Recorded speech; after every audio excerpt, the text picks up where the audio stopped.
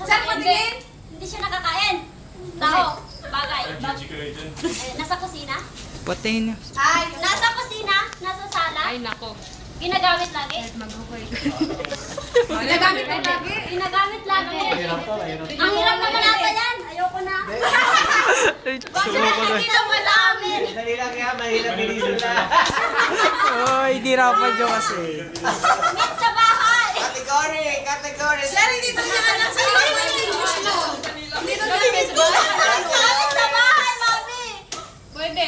Pwede gamit sa bahay, laging ginagamit. Ginagamit sa pagluluto. Nasa sala, nasa kusina, nasa labas lang. Nasa labas lang. Dalan mo! Nasa labas ng kusina. Nasa labas ng kusina. Alam ko to.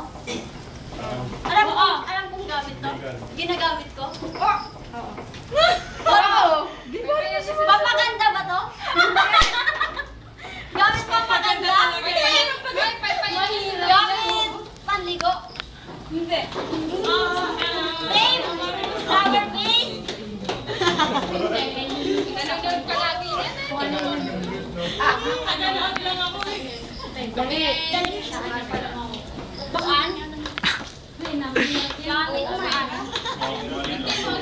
Tinatanggal lang sa Gamit sa... Manila pen? Manila Pen. Jose Rizal! Jose Rizal. Bagay! Veggie, di ba? Okay. Hindi mo to ayaw ko lang? Veggie.